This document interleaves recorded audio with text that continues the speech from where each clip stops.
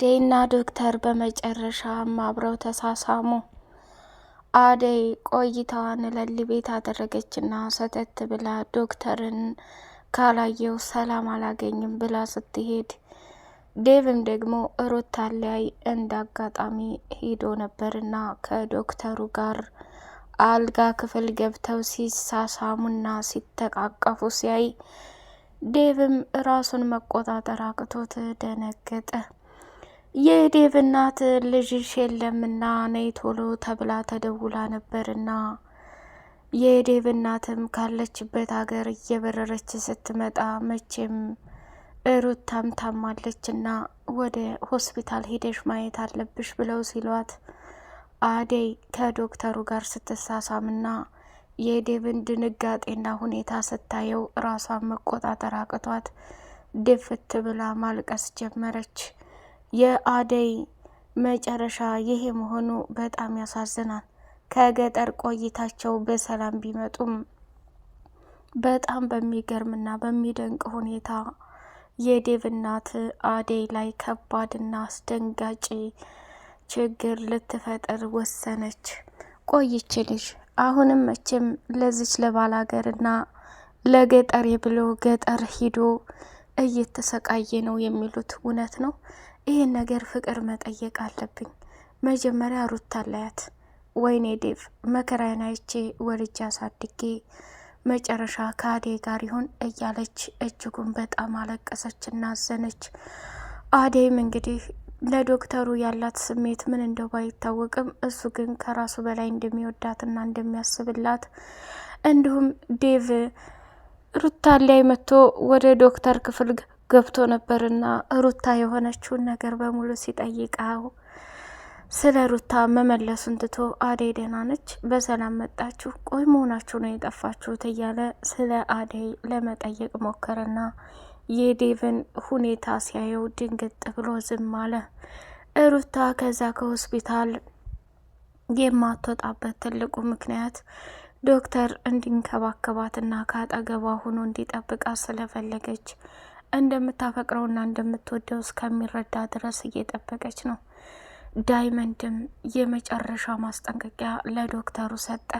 እሱ ምንድን ነው? ስማ ዶክተር፣ ሻኪራ እንደዚህ ስትሆን በፍጹም ማየት አልፈልግም። እችን አበባ የመሰለች ልጅ ለማፍቀርና ለመውደድ አሁንም ቢሆን አልገባኝም እያልክ ባልሆነ ወይስ እንደ ሌሎቹ ላስብበት የሚል የጅል ጥያቄ እንዳታቀርብ። ስማ ዶክተር፣ ከአሁን በኋላ ሩታ እንደዚህ አይነት ችግር ቢያጋጥማት በአንተ ምክንያት እንደዚህ ብትሆን የምፋታህ እንዳይመስልህ።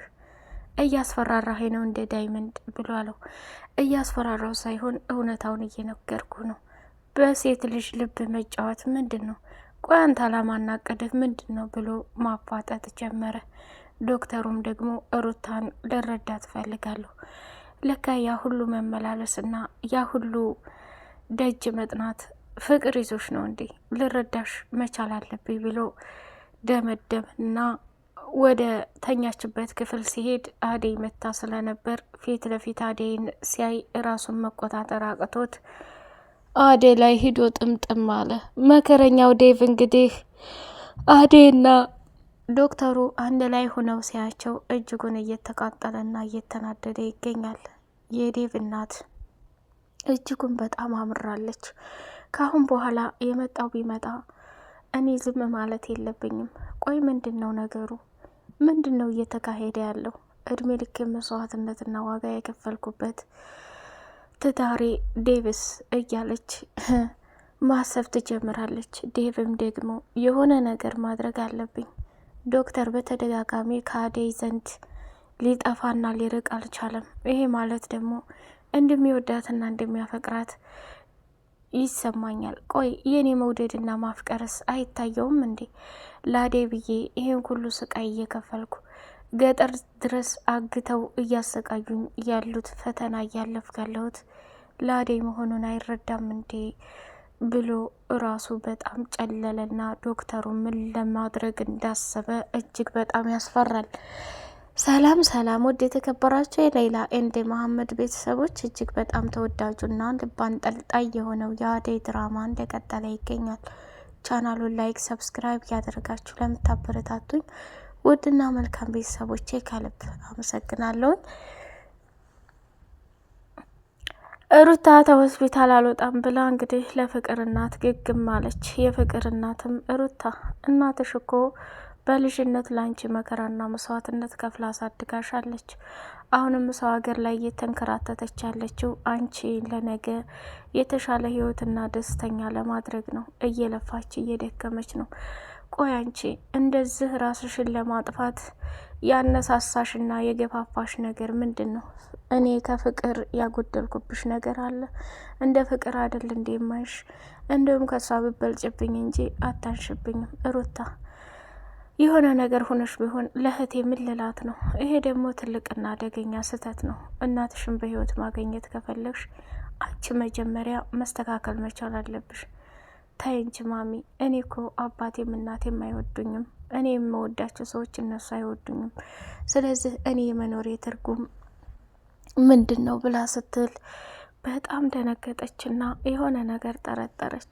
እንግዲህ የፍቅር እናት ከቤቷ ስትመጣ ሩታንና ዶክተሩን ፊት ለፊት ቁጭ ብለው አቅፏትም ስለነበር ስታይ ደንግጣ ምንም እንዳልተፈጠረ አድርጋ አስበዋለች። ፍቅርም ሰተት ብላ መጣችና ስማ ዶክተር፣ ሩታ እንደዚህ የሆነችው በአንተ ምክንያት ነው። እየተመላለሰች አንተን በመጠበቅ መከራ እያየች አንተን ለማስረዳት ብዙ መላምቶችን እየመታች፣ አንተ ግን በፍጹም አልተረዳሃትም። ስለዚህ ዶክተሩ አያፈቅረኝም አይወደኝም ብላ ነው መርዝ የጠጣችው ብላ ከዛ ክፍል ስትወጣ ወደ ሩታ ዘንድ ስትሄድ የፍቅር እናትም ከሩታ ጋር አብራ ቁጭ ብላ ነበርና መሳቅ ጀመረች። ቆይ ፍቅር ምንድን ነው የሚያስቅሽ? የመጣሽው ልትስቂብኝ ነው እንዴ? አንቺን እኮ ዶክተሩ የማይወድብሽ ምክንያት አደይን ስለሚወዳትና ስለሚያፈቅራት ነው። አየሽ፣ ስሚ፣ አሁን እውነታውን ስነግርሽ እኔና አንቺ ትክክለኛው ሰዓት ላይ እየደረስን ይመስለኛል። ወደድሽም ጠላሽም አመንሽም አላመንሽም ይሄንን ነገር ማሰብ መቻል አለብን አለቻት። ምን ነው ማስበው? ምን ነው ልረዳ የምችለው አለቻት። እንግዲያውስ ዶክተር ከምትዩ በላይ የሚወደውና የሚያፈቅረው አደይን ነው። አደይ ደግሞ የሁለታችንም ጠላት ናት። ሩታ፣ እሷን የሆነ ነገር ማድረግ አለብን። አበዛችሁ እኮ በቃ ሁሉ ነገር ያምራታል። አሁን አንቺ ከዶክተሩ ጋር ብትሆኚ እሷ ዴቭን ይዛለች። ከዶክተሩ ጋር ምን ያልከሰክሳታል እያለች ሩታን ሌላ ስሜት እንዲሰማት አደረገቻት። ሩታን በጣም ስለደነገጠች ታይ ፍቅር፣ አደይን በዚህ ምክንያት ለመጥላትና በዚህ ምክንያት የሆነ ነገር ለማድረግ አስበሽ ከሆነ የራስሽ ጉዳይ እንጂ በጭራሽ አደይ ዶክተሩ ያስብላታል እንጂ ይወዳታል ያፈቅራታል ማለት አይደለም። አሁን እኮ ዶክተር ተለውጦ በጣም ተቀይሯል። ለእኔ ያለው አመለካከትና ፍቅር እጅግ በጣም ደስ ይላል። ፍቅር፣ በማታውቂው ነገር ምንም ነገር ባታዋሪ በጣም ደስ ይለኛል ብላ አለቻት። ፍቅር እንግዲህ አደይን ከዴቭና ከዶክተሩ ጋር ተባብረው ለመለያየት የሚያደርጉን ነገር እጅግ በጣም ከባድና አነጋጋሪ ሆኗል። ወደ ባቡሬና ለሊ ጋር ስንሄድ በቅርብ ጊዜ ለሊ ሰርፕራይዝ እንደሚያደርጋትና ቀለበት እንደሚያስርላት ለአደይ ሲነግራት አደይን በጣም ደስ አላት። አደይ እስካሁን ድረስ ገጠር ሆናችሁ ስለቀራችሁ ለሊ ደግሞ ላንቺ ምን አይነት ፍቅርና የጓደኝነት ጥግ እንዳላት ታውቃለሁ። አንቺ ስትኖሪ ይብለጥ ደስ ይላታል ብዬ ስላሰብኩ ነው። ስለዚህ አደይ በቅርብ ጊዜ ለሊን ሰርፕራይዝ ላደርጋ ፈልጊያለሁ። አሁን በቃ አንቺ ስለመጣሽ በጣም ደስ ብሎኛል። ወደ ውጭ የሚገዛዛውን ነገር ለሊን ተወት እያደረኳት እወጣለሁ። ብቻዋን እሷን መተው አልችልም።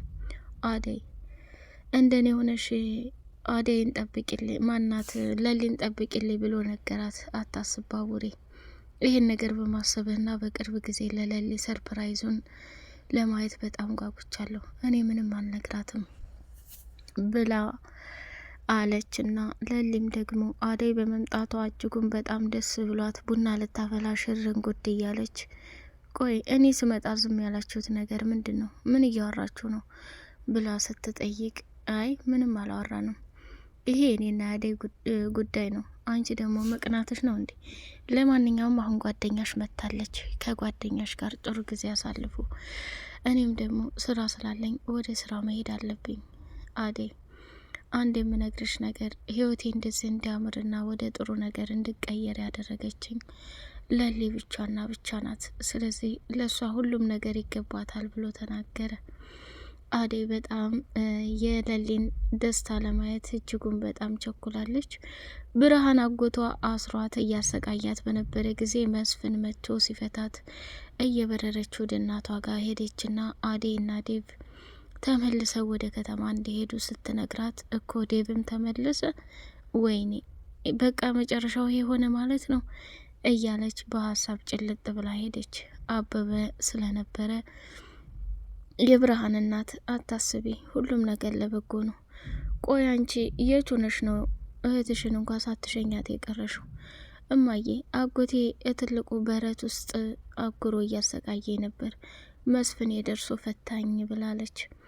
አለልኝና ጫኔ አደይ ከዛ ቦታ ላይ አምለጣ ዴቭን ተከትላ በመሄዷ በጣም አዘኑ። እኮ አንድ የከተማ ወጠጤ ብላ አባቷን አስቀይማ እሷ ሄደች ማለት ነው። ወይኔ አደይ እያለ መነጫነጭ ጀመሩ። የአደይ አጎትም ሲመጣ አለልኝና ጫኔን በስድብ ከፍ ዝቅ ሲያደርጋቸው፣ እንግዲህ አለልኝ ይሄ ስራ ቢቀርብኝስ? ሁል ጊዜ የሰው ክብርና ማንነት የማይገባችሁ ሰዎች ናችሁ። እኔ ክብሬን እፈልገዋለሁ። እርስዎ እየመጡ በትንሹም በትልቁም እንዲሰድቡኝና እንዲያዋርዱኝ በፍጹም አልፈቅድም። ስለዚህ ወደዳችሁም ጠላችሁም ካሁን በኋላ እንዲህ አይነት ነገር እንድታደርጉብኝ አልፈልግም ሲል ትልቅ ንግግር ተናገረ ማለት ነው።